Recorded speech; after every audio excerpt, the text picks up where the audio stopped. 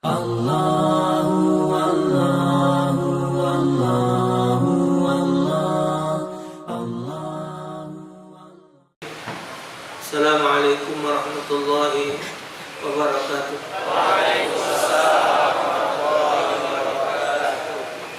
Alhamdulillah wassalatu wassalamu ala Rasulillah la nabiyya wa la rasula ba'da wa ba'du. Alhamdulillah, syukur dengan izin Allah Ta'ala kembali kita ditemukan dalam keadaan sehat walafiat. Semoga semua nikmat yang Allah karuniakan kepada kita dapat menjadi jembatan untuk menuju kebahagiaan kelak di hadapan Allah.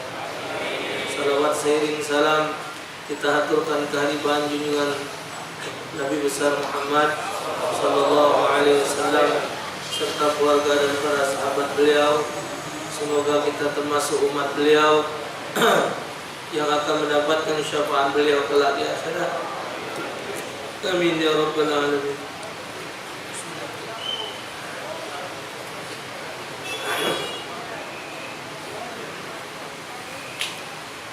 Wa qala al-musannif rahimahullah wa nafa'ana bihi wa bi 'ulumihi fid darin yaqul tahrumu salatu allati laisa laha sababun mutaqaddimun wala muqarinun ghairi harami Makkah fi khamsati awqat.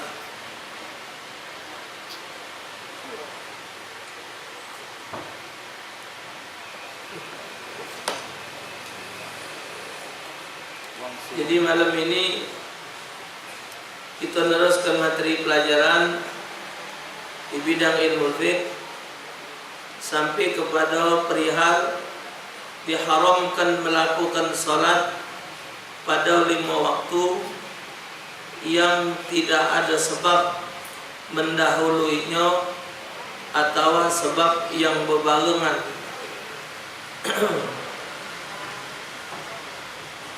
Wala tanaqid hina idin wala yakfuru biha, dan salat tersebut tidak sah ketika demikian keadaannya, namun tidak menjadi kafir jikalau melakukannya dengan sebab melakukan salat tersebut.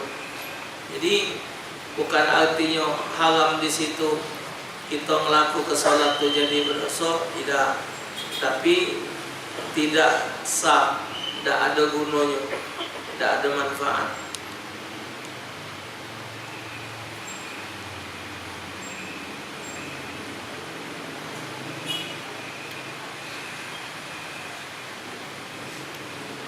Wa dzalika bi lam yakun hasaban aslan wa yanqul mutlaq, dan hal itu seumpama salat tersebut tidak memiliki sebab sama sekali, yaitu salat sunat mutlak yang tidak punya sebab.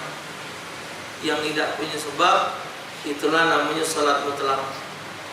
Kalau dia ngambil wudhu dulu, namanya sebabnya salat sunat wudhu. Kalau dia tahiyatul masjid, berarti sebabnya masuk masjid. Salat sunat ihram, sebabnya karena dia nak pakai ihram. Salat sunat tawaf, sebabnya karena dia habis tawaf.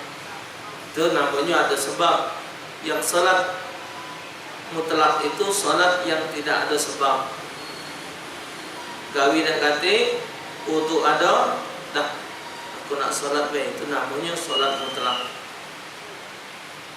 Itu yang salat laha saban mutaakhirun ka salatil ihram, atau salat tersebut memiliki sebab yang tertunda seperti salat ihram.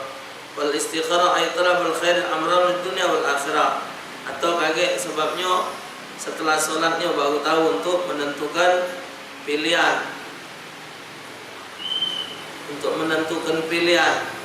urusan ini baik atau tidak, baik urusan dunia maupun urusan akhirat.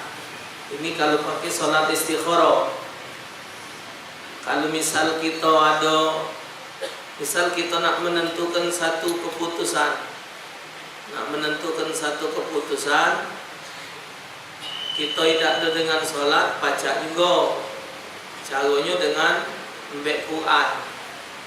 Ini kamu ni nak.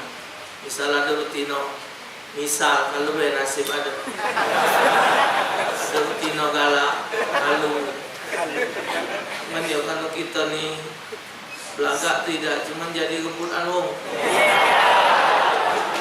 Kita nak menetapkan siapa lah yang bakal baik jadi pasangan yang nak kita terima macam itu dengan sholat istikharah. Man tak boleh milih. Jadi kalau kita dapat dan petunjuk istikharah, itulah yang harus kita terima. Karena Allah milihkan kepada kita yang terbaik untuk kita. Kadang uji kita asa an tuhibbu syai'an wa huwa syarrul lakum wa asa an takrahu syai'an wa huwa khairul lakum. Kadang kalau jika tidak baik menurut Allah itu baik untuk kamu. Kadang kalau jika kamu itu tidak baik menurut Allah baik untuk kamu. Jadi tetap mana keputusan Allah itulah yang kita terima. Salat kali tidak pakai salat, pakai Quran. Jadi kita salat sunat dulu 2 rakaat. Namanya salat mutlak, usolli sunatan rakaatain lillahi taala. Kita baca Fatihah ayatnya Al-Kafirun rakaat pertama, rakaat kedua setelah Fatihah baca suratul Ikhlas 10. Selesai sholat baca Quran,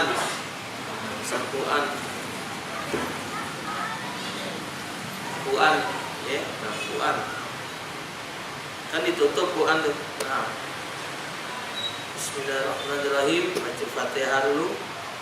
Ya Allah ya Tuhanku, tunjuklah kio aku ini dengan siapa nama budak ini. Misal namanya si Anu, atau aku ni nak begawi ini ada 2 pilihan. Aku ni nak begawi, aku digawi kong. Aku begawi kantau ini, aku begawi kantau ini. Nah, misal kita sudah ada ketentuan ini, ada 2 pilihan. Yang mana nak kita niat ke dulu? Ya Allah, tunjuklah aku petunjuk, aku begawi di kantau itu. Bagus apa tidak? Atau ya Allah, aku nak milih si Anu binti si Anu, bagus apa tidak? Sudah selesai baca Fatihah. Kan tak boleh milih Quran. Dah ditutup kan? Ya, tutup bukanya basing bukanya basing. Tak tengok suruh aku halaman berapa tidak, pokoknya basing. Termasuk nak nentu kegawian, termasuk nak nentukan jodoh, sekolah, segala macam. Sudah buka, Bismillahirrahmanirrahim. Basing milih yang mana? Nah, bukanya mesti terbuka rai 2. Posisinya 2. Posisi 2. Pertama jengok surahnya surah apa dulu? Jengok surahnya. Misal kapan jengok surah Nur. Cahaya ini. Ini ada alamat bagus. Suratul Ahzab. Tempur. Jadi jengok dulu surahnya. Misal surahnya surah Al-Ankabut. Al-Ankabut tu laba-laba. Berarti ini agak ada kelemahan. Sudah selesai, Anda lihat mulai dari pojok sebelah kanan. Quran dibuka tadi, jengok pojok sebelah kanan. Dia mulai sebelah kanan sampai yang pojok sebelah kiri paling bawah. Dijengok, hitung jumlah hurufnya. Yang dihitung bukan galau-galau huruf, cuman pilih 2 huruf. Huruf shin besar sama huruf kha.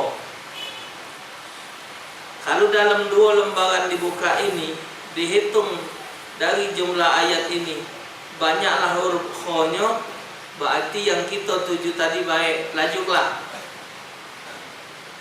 Kalau hitungan ayatnya tadi banyaklah huruf shin-nya, shin besar, berarti itu tidak usah digawikan yang ini tadi. arti shin besar itu syarrun, kejelekan. Kalau kho itu khairun, baik, bagus. Misalnya ini yang pertama nih, kita jingok banyaklah kho-nya. Sudah banyaklah kho-nya. Yang kedua, ya Allah Tuhanku, tunjukkan aku kalian siko ini macam mana. Begitu di muka, kho-nya lebih banyak dari yang pertama, berarti yang kedua ini lebih baik. Bagusnya laju kalau. Yo bisa. Artinya kedua-duanya ada nilai kebaikan. Kalau dia yang shin-nya lebih banyak, yang kedua berarti yang kedua jangan.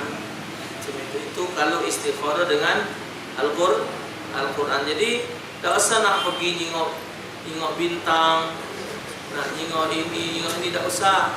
Minta petunjuk baik, minta petunjuk Allah Ta'ala dengan melalui Al-Quran. Kan tak bayar, buka Al-Quran, jumlah hurufnya, jingok huruf, duit huruf, banyak huruf kho atau banyak huruf shin. Kalau banyak huruf kho berarti hal itu baik. Kalau banyak shinnya berarti hal itu tidak baik. Itu baik tetapnya. Misalnya sekolah, wong tua kita nyuruhnya sekolah kejuruan ini. Wong tua ini kan memberikan yang terbaik untuk anaknya. Cuman karena kita anak ini kadang-kadang menganggap wong tua kita itu tidak baik, sehingga kita bantah. Jangan sampai terjadi perbantahan. Iyo kelah dulu, tunjuk tahu kaget nak istikharah dulu ayah. Aku nak nyingok Quran dulu. Mak mana petunjuknya kayak macam mana. Nah ya Allah, salat tadi kita doa, ya Allah, aku ni nurutkan kehendak orang tuaku. Aku sekolah di sini yang terbaik. Seandainya aku di sini baik atau tidak. Baca Fatihah, buka hurufnya ini, surahnya ini, jumlahnya ini ceritanya. Yang ini begini juga, ini ceritanya. Nah, jadi macam ada yang pernah Ustaz kongkon, wong ada masalah dalam rumah tangganya, Ustaz kongkon sholat, dia baca Yasin, no suruh apa? Surah Al-Kahfi, dalam gua, surah Al-Kahfi. Jadi putusannya dilaksanakan perceraian karena terkekang dalam rumah tangga. Ada lagi disuruh ketemu cerita Nabi Musa. Cerita Nabi Musa lagi kecil dibek oleh Siti Asia. Jadi diselamatkanlah karena dia itu waktu itu nelpon soal anaknya, dia yang ngembeknya, apa bini yang ngembeknya. Jadi dalam petunjuk Al-Quran tadi dibeklah oleh dia untuk besar ke anaknya tadi. Karena kalau dia dibesarkan di keluarga yang tidak taat ibadat, timbulnya budak ini jadi maksiat. Jadi dengan petunjuk Al-Quran itu sudah jelas, ya, istikharah.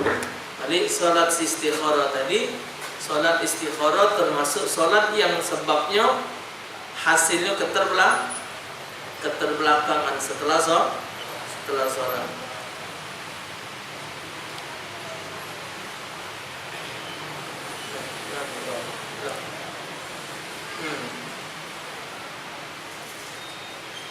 Waqas salati 'inda iradati safar wa 'inda al-khuruj min al-manzil wa 'inda al-qatl wa salati at-taubah.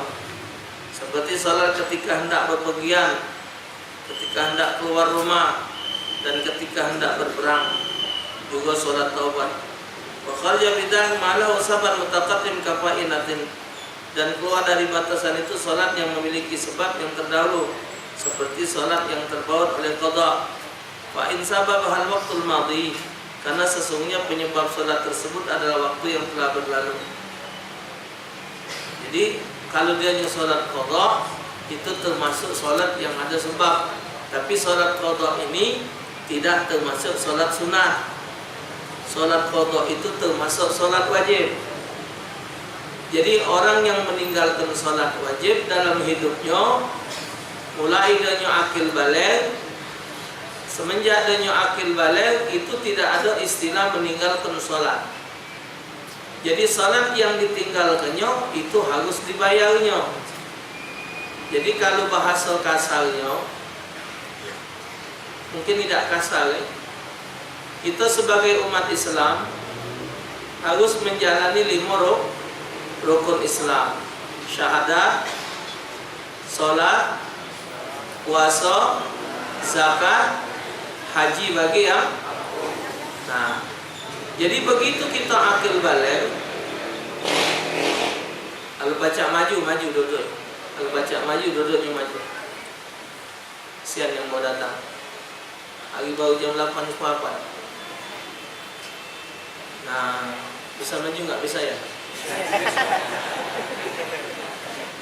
Nah, maju. Sian yang mau datang. Depan juga ya? Tak ada juga ya? Bisa lihat.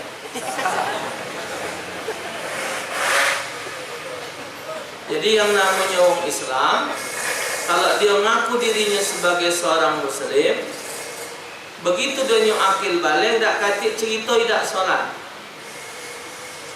Jadi begitu dia akil baligh, begitu dia sudah mimpi terberosok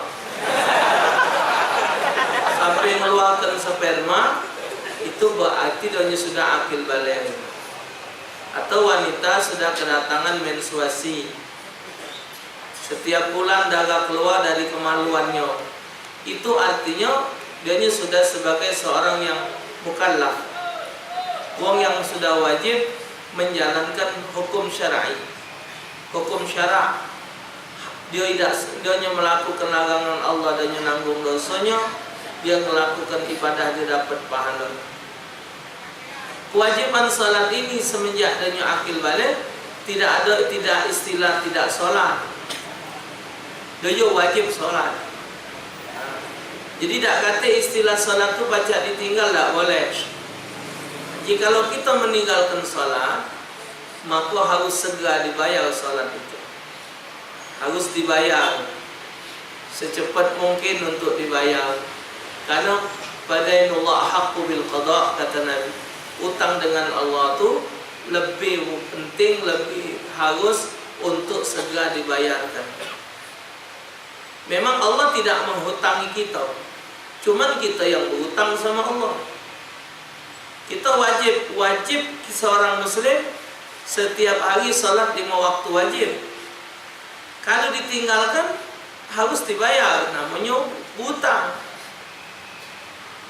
Sampai siapa yang punya hutang salat wajib, dia tidak dibayarnya hutang tadi, maka ibadat salat sunatnya hukumnya haram. Jadi wong yang punya hutang salat wajib melakukan salat sunat itu jadi haram. Kalau dia tidak kata niat untuk mayar qada salat yang dia tinggal. Kalau dia ada niat untuk mayar qada salat dia yang tinggal, qada dibayarnya, sunat digawekannya tidak apa-apa. Karena yang sunat itu, kedudukan sunat itu kata Syekh Nawawi dalam kitab Tanbihul Qaul disebut an-nadbu li takmilil faraid. Karena menurut Syekh Ibnu Taimiyah, siapa yang ada punya utang salat wajib, cukup dengan memperbanyak salat sunat. Semakin banyak salat sunat, dia bisa menutupi salat wajib. Itu hanya pendapat Ibnu Taimiyah dewean. Ibnu Taimiyah dewean punya pendapat. Tapi alal madhahibil arba'ah, Imam Abu Hanifah, Imam Malik, Imam Syafi'i, Imam Ahmad bin Hanbal berpendapat wong yang meninggalkan salat wajib dengan qada. Apa gawe dia nak salat sunat? Salat sunat dia akhirat tidak Allah tanya. Sebab an-nadbu li takmilil fara'id, kata Syekh Nawawi, kedodoan salat sunat itu untuk nyempurnakan salat wajib. Sebagaimana dalam sebuah riwayat, ketika Allah Subhanahu wa taala menyuruh malaikat Jibril ngecek ibadat seorang hamba, sudah dicek kalau salatnya ternyata mengalami pengurangan. Jumlahnya nilainya kurang, tidak 100 misalnya. Ada nilainya 70. Berarti untuk mencapai 100 kurang 3. Nah, kata Allah, ya Jibril, jingok amal sunatnya, solat sunatnya jingok. Nah, dari solat sunatnya tadi sempurnakan yang kurangnya tadi. Jadi 30 itu mbak untuk nyempurnakan yang wajib. Tapi bukannya untuk nutup yang wajib. Jadi kalau bahasa kita kampung, solat sunat itu sama dengan dempul. Dempul itu untuk nempulin nutupi lubang perahu, tapi perahunya mesti ada dulu perahunya. Perahu itu bocor, tutup sama Kalau dempulnya ada, perahunya kate, sholat sunatnya ada. Cuman untuk apa? Tuh. Jadi tidak baca dinyatakan bahwa wong yang punya utang sholat wajib cukup dengan memperbanyak sholat sunat. Itu tidak lepas pendapat itu. Tetap dia harus jalankan. Kalau dia punya utang sholat wajib, dia harus tunaikan sholat wajibnya. Mak mana cara mayarnya? Cara mayarnya sama dengan bayar utang. Wong minjem duit, kalau minjem duit jarang di pinggir jalan, datang ke rumah dengan irama sedih, dengan muji kita, dengan ngangkat-ngangkat kita, supaya kita tergugah untuk minjemi. Ya aku nih, hatilah sanak yang mati karena aku, kalau bukan kau tulah. Kau tulah ponakanku sikok-sikoknya. Kalau kau, pokoknya ini. Jadi maksud itu aku nak minjem duit. Oh ya sudah. Berapa mangcik? Tak perlu banyak, 200 baik. Anak aku ni nak sekolah ini, ya sudah. Dah kita pinjam, agaknya aku balik ke sebulan lagi. Ayolah cik bakilah dikit. Nah, yuk ke 200. Sudah sebulan, ada keluarga sedekah di seberang sana, Sungai Lais. Nah, muka bang cik, sehat alhamdulillah. Kumaya hutang. Ayo pokoknya terima kelak. Mau kasih, boleh tak terima? Dia mayar di Sungai Lais, boleh tak mayar? Mayar di Sungai Lais, boleh tak? Boleh. Dia minjem di rumah 12 dulu. Dia maliknya boleh tak? Boleh. Dia maliknya bertemu kita di pasar, boleh tak? Boleh, yang penting malik. Sama dengan salat qada. Kita ninggalkan salat subuh, qadanya sudah zuhur, jadi ninggalkan zuhur. Kita kesiangan, misal kita ketiduran zuhur, mayarnya sudah asal, jadi untuk sholat qada dimanapun mayarnya jadi, cuman niatnya tetap, kaifiat caranya tetap, rakaatnya tetap, bacaannya tetap, cuman yang beda itu nih. Nah, niatnya itulah usolli fardhu zuhri arba'a raka'atin lillahi ta'ala. Adaannya tidak dipakai lillahi ta'ala, cuman mayarnya sudah maghrib, jadi kita qada maghrib sudah zuhur, usolli fatul maghrib, dah apa? Jadi niat itulah yang mengesahkan sholatnya, waktunya kapanpun. Jadi hati-hati, karena di dalam kitab marogil ubudiyah itu ancamannya berat wong ninggalkan sholat. Wong yang meninggalkan sholat wajib dionyo pacak tertutup. Ini dalam marogil ubudiyah.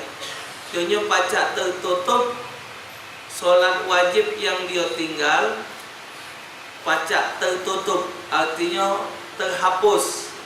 1 rakaat sholat wajib yang dia tinggal pacak ditutup dengan 70 rakaat sholat sunat yang Allah terima.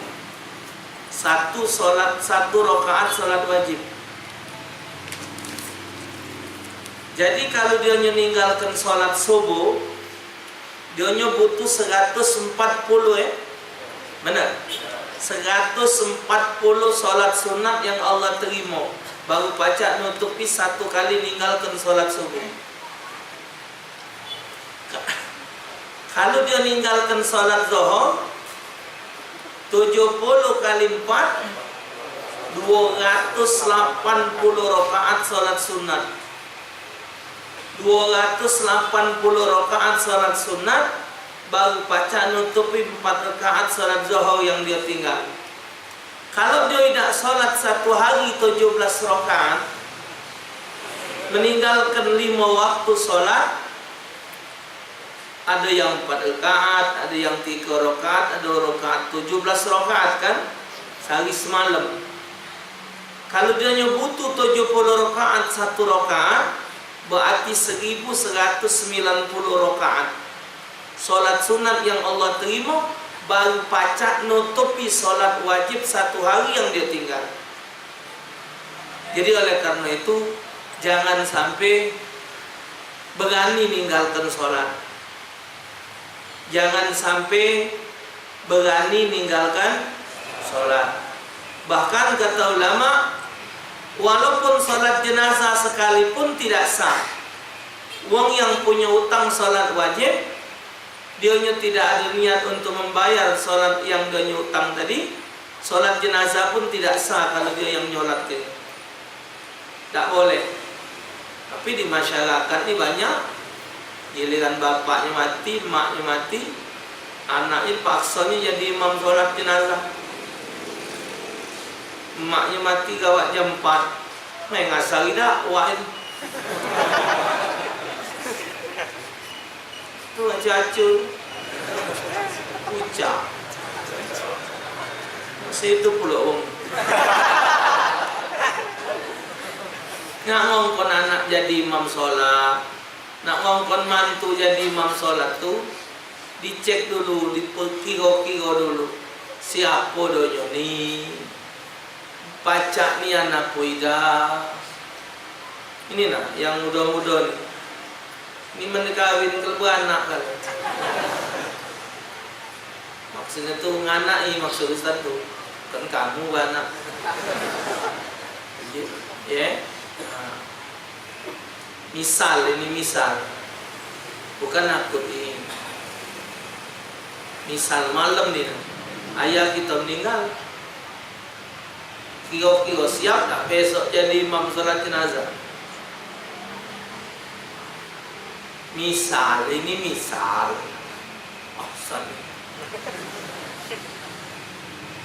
Misal, ada yang meninggal kayak malam, no aku loh. Nah, ini kan semuanya itu bisa saja terjadi. Yang Ustaz tanya itu sekarang kamu sudah hadir majelis taklim. Ustaz yakin bukan cuma di sini kamu hadir majelis, di berbagai tempat ikut Ustaz Ali Karot, Ustaz Syukri, melo Ustaz Syafi'i, melo Ustaz Nurdin. Bagus, belajarlah kamu di mana. Jangan cuma melok majelis sini, ikutilah semua majelis taklim. Tambah ilmu pengetahuan. Anak cuma pacak ngajar macam ini bayar. Sementara tempat yang lain ada yang ngajar tafsir, ada yang ngajar hadis, ya, ada yang ngajar tauhid, ada yang ngajar apa? Tasawuf. Anak cuma ngajar macam ini. Mana nak tercover ngajar? Mana sudah kondisi kurang sehat pula? nak diajarkan segala ilmu, tidak ada waktunya, sudah tidak terkejar lagi. Ngajar fikih lagi tidak habis-habis, masih ngubek-ngubek sini lah. Nah, pelajaran masih banyak, hadis belum, tauhid belum, tasawuf belum, tafsir belum, pelajaran lain belum ada. Jadi kalau ada majelis-majelis taklim yang lain, belok hilang. Tapi dari sebanyak pelajaran itu yang akan dirasakan oleh orang tua kalian ketika mereka meninggal, andalah yang dinantikan oleh mereka untuk berdiri di depan katilnya. Hadirin sekalian, para pelayat jenazah, almarhum akan diimami oleh anaknya yang sulung.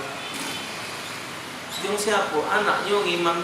Ya Allah, anaknya baca ngimamin dia. Belajar di mana? Meluk majelis dia. Masya Allah. Nah, jadi seandainya wong tua kita, ayah kita meninggal subuh ini, nah, berani tegak depan katil? Mesti berani. Bapak kita. Kenapa anak didahulukan dari wong lain untuk ngimami? Karena tulusnya. Karena kalau anak ngimami jenazah orang tuanya, tulusnya itu Allah Allah, Allah maafillahu warhamhu, ya Allah ampun telah dia, penuh memang ribuan harapan kepada Allah. Allah